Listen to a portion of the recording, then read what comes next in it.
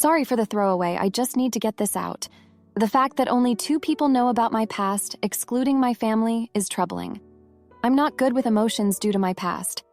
So, everyone saying I'm a jerk is making me question myself. My fiancé, female 28, and I, male 28, have been together for 4 years and engaged for a year.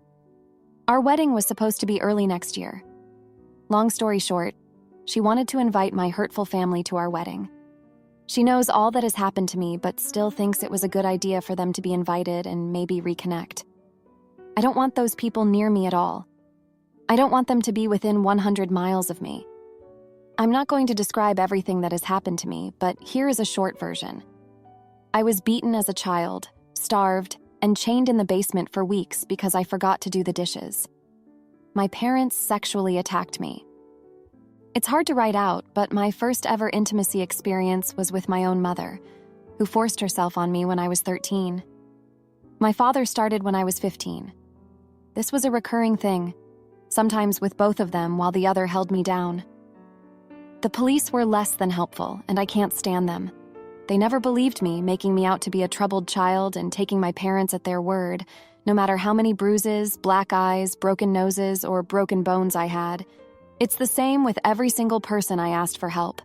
I was just seen as a trouble child who wanted attention. I ran away at 17 when I was left alone one night, and they forgot to lock me in. I haven't seen them since. It took me years of therapy to get over what happened, and I am finally at a place where I don't feel this overwhelming anger to unalive my parents whenever I think about them. My fiancé knows all of this. I told her about a year into our relationship with the help of my therapist. It came out a week ago that she has been talking to my parents since we got engaged, and she wants me to forgive them, as they have changed. I don't care if they have changed. It started a fight until she told me that everything I have been through wasn't that bad, and I'm being a child about it. I could see in her facial expression the moment she said those words she regretted it, but I didn't care. I told her we are done and left the house. I haven't answered any calls from any person who has tried to call me, and I'm holed up in a hotel for the moment. I don't want to go home. All the anger I had worked so hard to put behind me is back. But with all the texts I have been receiving, from friends to her family, calling me horrible things for what I'm putting my fiancé through and saying that I don't care or love her if I can make her worry like this, I'm starting to lose my mind. I have even gotten texts calling me a coward for not just sucking up my feelings for one day to make her happy. I don't know anymore if I can trust myself in what I think or feel. I'm losing it. I need a different perspective. Should I just give in? Am I the idiot? Edit to clarify, she hasn't invited them yet, but wants to invite them. That is when I said, hell no, I don't want them near me. After I said that, she told me she has been talking to them since we got engaged, and that what I went through wasn't that bad. She thinks I must be exaggerating and need to stop being a child. Now, for a few comments before the update. Comment 1. Never speak to this woman again. She knew everything you went through and still spoke to them. That alone would be a deal breaker for me, never mind taking it further and wanting them at the wedding and telling you it wasn't that bad. I feel nauseous even writing that. This woman is a monster. Run, block her, her family, and anyone defending her. Protect your mental health and sense of safety. I am so sorry for what you went through as a child and for the fact that a woman you opened up to and thought you could trust betrayed you on such a primal level. Comment 2. I'm sorry your fiancé is straight up trash juice for even entertaining these hurtful animals. Your partner should have been more supportive and mindful during this time. You've been through some traumatic events in your life, and for her to fix her mouth to say, it isn't that bad. It's not that bad. What the hell? No idiots here. Cut your fiancé off as well. My heart goes out to you, and I hope you finally find peace on your journey of healing. Now, for the update, thanks for sticking with me here. So much has gone down since my last post, and I gotta get this off my chest. After I bailed on my place and holed up in that hotel, things just spiraled. I was getting bombarded with messages, not just from her family, but mine too. Yeah, the same ones I never wanted to see again. Turns out my ex-fiancé had given them my number. Talk about a breach of trust. So there I was, trying to dodge this emotional wrecking ball, when I got a text from my little brother. I hadn't heard from him since I ran away. He's the only one who didn't treat me like garbage back then. He said he needed to see me, said it was urgent. I was torn, you know? Part of me was scared it was some trick, but the other part, I guess I still cared about him. We met up at this dingy diner off the highway. He looked rough, like life had chewed him up too. He told me he'd left home a year after I did. Said he couldn't handle the rents anymore, especially after what they did to me. He'd been living with a buddy's family, trying to keep his head down. Then he dropped the bomb. He said our parents were sick, like really sick.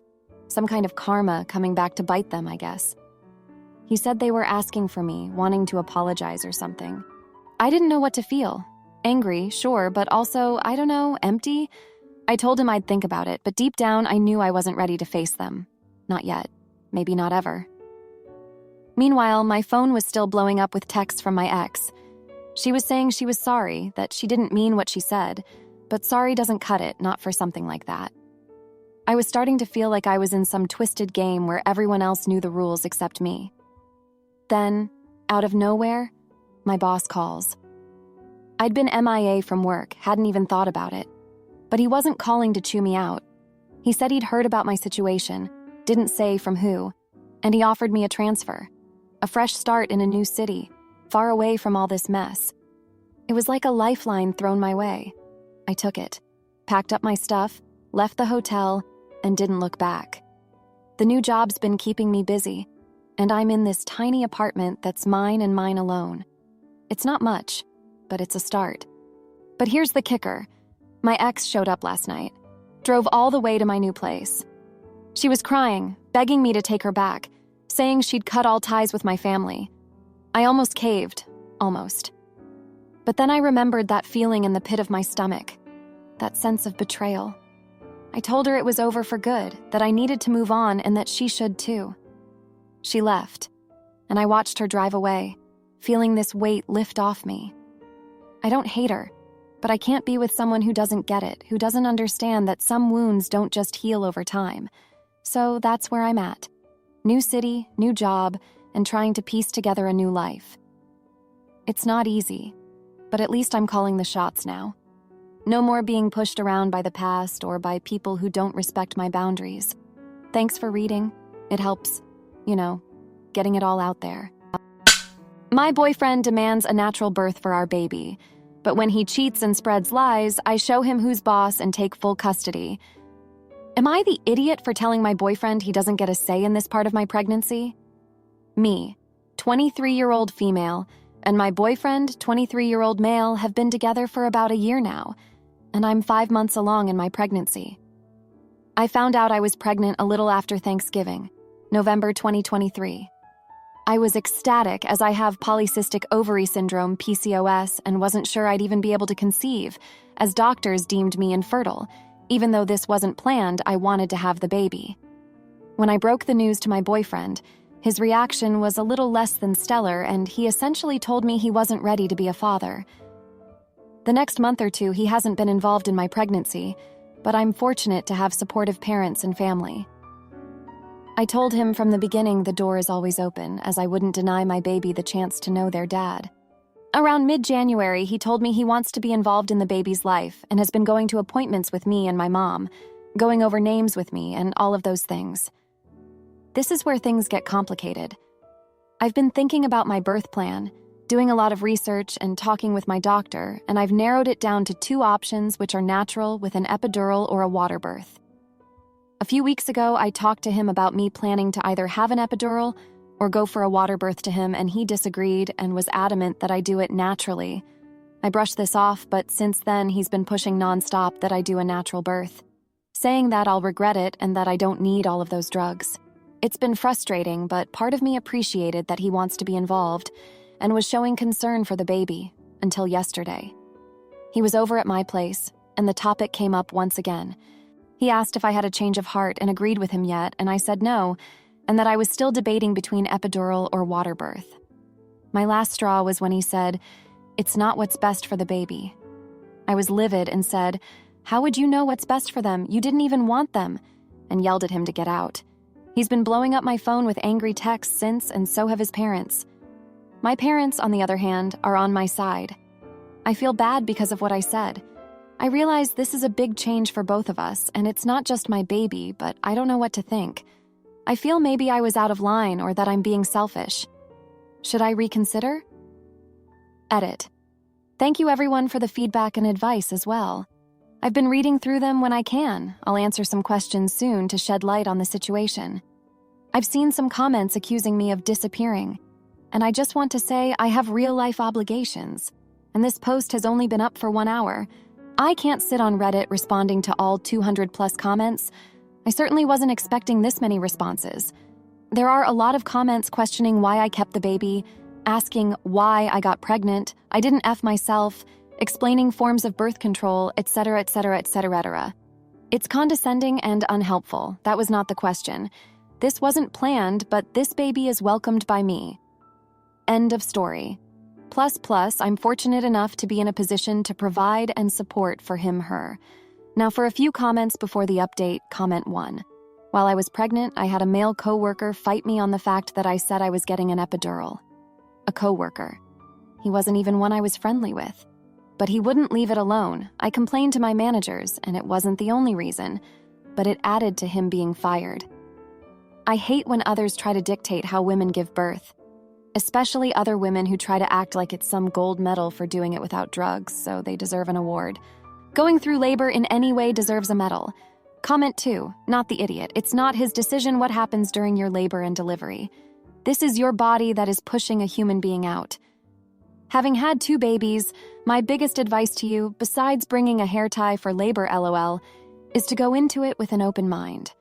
A lot can happen during labor, and a lot can change in an instant, including what you think you want. Don't be rigid in how you want it to go, because chances are, it won't happen that way. Now for the update, thanks for all the comments and advice on my last post. Here's what's been happening since then. So, after the big blowout with my boyfriend, things went from bad to worse. I thought he might cool off, but instead he showed up at my parents' house with his own parents. They demanded a family meeting to discuss the baby's future. I felt cornered, like everyone was ganging up on me. My parents tried to back me up, but his folks were relentless, talking about what's best for the child and how I was being selfish and immature. The next day, I found out from a mutual friend that my boyfriend had been bad-mouthing me to our entire friend group, saying I was trying to cut him out of the baby's life. I couldn't believe it. I had always kept the door open for him, and now he was twisting things to make me look bad. It was like he was walking all over me, and I was just taking it. But then my mom found some messages on his phone when he left it at our house by mistake. Turns out he'd been cheating on me for months, even before I got pregnant. The secret hit me like a ton of bricks. I felt so stupid for ever trusting him. I confronted him about the cheating, and he didn't even deny it. He just shrugged and said it didn't change anything about the baby. I was so angry. I told him I didn't want him at the birth. I didn't want his name on the birth certificate, and I didn't want his money. I was done being walked over. That's when things took an unexpected turn. His parents, who had been so vocal about what's best for the baby, suddenly backed off when they found out about their son's infidelity. They apologized to me and my parents and said they would respect whatever decision I made about the baby. I thought that would be the end of it, but no. My boyfriend started spreading rumors that the baby wasn't his, that I'd been the one cheating. It was like he was trying to hurt me any way he could. But I had the support of my family and friends who knew the truth. Then the most shocking thing happened. My boyfriend's sister came to see me. She told me she was sorry for her brother's behavior and that she wanted to be in the baby's life as an aunt. She said she didn't agree with what her brother was doing and that she wanted to help me. I was wary at first, but she's been nothing but kind and supportive. She's been coming to my doctor's appointments with me, helping me with the nursery, and just being there for me. It's been a huge relief to have someone on my side.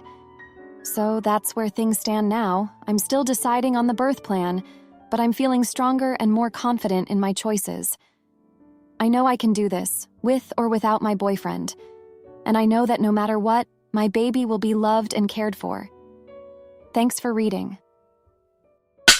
My husband accuses me of getting a secret boob job, so I leave him and make him grovel publicly before I even consider forgiveness. I, 30-year-old female, do have very large breasts. a 38G to be specific. I've been with my husband, 33-year-old male, for about 10 years, and while we have no children together, we are happy. Recently, he's been checking out my body more than before, and I don't mean in a let me take you to bed kind of way. It's more of a what could you be hiding kind of way. Now, I am by no means skinny. I am 5'5" inches and 180 pounds, nowhere near as good as I could be. But I really don't have any motivation and don't care, as long as I don't look like I haven't showered in months and choose to be like that. Now, I have a multitude of scars on my body, and my husband noticed. One is under my armpit, which I got from running up the stairs with my friend and scraping it against the corner of the railing in my old house. The second one, I'm not even sure where it came from. It's thin though, so I'd assume from my childhood cat, but it goes down my side about 4 inches and on my rib cage. My husband has been getting into more shows about spouses lying to their partners about things, which I do enjoy watching myself. My husband randomly came up to me and started feeling up on my breasts, which isn't out of the ordinary, but still random. I asked him what he was doing, and he said, "How could you lie to me like that?" I asked about what, and he said my breasts. I said my breasts are real. What are you talking about? He said no, they're not, and that I have 2 scars by my breasts that clearly show I had a breast job. I told him that's not how it works, and usually they cut under the breast for that. He said they cut on the side as well, and that I'm a liar for not telling him. I told him I wasn't lying and that he was being weird. Cue an argument about them, and I left with our cats to my friend's house, the exact friend I'd gotten hurt with. I explained what happened to her, and she called my husband and yelled at him. His mother also yelled at him for that, but his dad is on his side. After I agreed to come back home, he said he'd forgive me if I'd just admit that they were fake. I told him that they weren't and that he'd seen me when I was skinny and could tell it was because of my weight gain. He brought up the time I had to go to my home state and stay for 6 months because of my grandmother, who sadly passed away. My family does eat a lot of fattening foods, and when I left for home, I was 125 pounds, and when I came back, I was almost 150. Those eating habits transferred over to my home life, and I never really got back into my healthy eating lifestyle. He continued to pester me about my breasts, and so I told him I wanted a divorce, or separation at least. He backpedaled and begged me not to, but I made up my mind. He called me numerous times after I'd left for a week, crying and begging me to come home. I'd told him no, and that if he couldn't leave it alone, I wouldn't come back. He started throwing insulting names at me, to which I hung up. Now, his friends and girl best friend are calling me a jerk for wanting to divorce over a simple issue. So, am I the idiot? Now, for a few comments before the update, comment 1, not the jerk. Both because his behavior is disrespectful and because he's too dumb to deserve you. It's not a simple issue. He's literally calling you a liar about something you have no reason to lie about, based on watching videos by dipshits who specialize in convincing gullible people to believe ridiculous things. Comment 2. It's about him not listening to you, repeatedly berating you and ultimately not believing you. It could be about anything, but he is focusing on something that affects your body image, not the jerk. Now, for the update. Thanks for all the comments on my last post. So, things have been pretty hectic since then. After I hung up on my husband, I thought that would be the end of it for a while. But nope, he showed up at my friend's place the next day, flowers in hand, looking like a kicked puppy. I didn't let him in. I told him through the door that he needed to trust me, and his obsession over my body was crossing a line. He left the flowers on the doorstep and walked away without a word. The next day, my phone was blowing up with messages from his girl best friend. She was saying how I was overreacting and that I should give him another chance. I ignored her texts. I was so tired of everyone telling me how I should feel. Then, out of nowhere, my husband's dad called me. I was surprised because we never really talked much. He said he wanted to meet and talk about everything. I agreed, thinking maybe he could be a voice of reason. We met at a coffee shop, and he started off by apologizing for his son's behavior. But then, he said something that floored me. He told me that my husband had been stressed at work and that he might be projecting his insecurities onto me. He said that when my husband was a teenager, his mom had a brief affair, and it messed him up pretty bad. I never knew about this. It made me see things in a different light, but it didn't excuse his behavior. I went home that night, and I couldn't stop thinking about everything. I decided to give my husband one last chance to talk, face to face. I called him and told him to come over the next day. When he arrived, he looked like he hadn't slept in days. We sat down and I laid it all out. I told him about his dad's visit and how I understood he might be dealing with trust issues, but that didn't give him the right to accuse me of lying. I told him that if we were going to work things out, we needed to go to couples therapy. He broke down, crying. He admitted that he had been feeling insecure because one of his coworkers had been making comments about how lucky he was to have a wife with a body like mine. It made him start to question if I had changed myself to be more attractive. He said he was ashamed of how he'd acted and that he'd do anything to make it up to me. I was torn. Part of me was furious for the humiliation and stress he'd put me through. But another part of me felt sorry for him. I told him I'd think about the therapy, but I needed some time to myself to decide what I wanted. The next few days were a blur. I was getting calls from his friends, my friends, even people I hadn't spoken to in years, all giving me their 2 cents. I felt like I was in a pressure cooker, everyone waiting to see what I'd do. Finally, I made my decision. I called my husband and told him I was willing to try therapy, but on one condition. He had to publicly apologize to me, in front of our friends and family, for the way he'd treated me.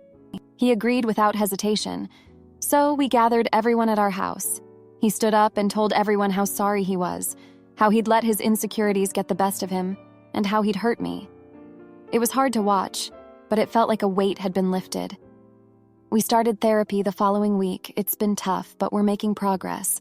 He's learning to deal with his trust issues, and I'm learning to be more patient. It's not perfect, but it's a start. Thanks for reading. If you liked this video, you'll probably like these too. Also, while you're here, please consider subscribing. It's your support that keeps this channel alive and allows me to make better and longer videos. Have a great day.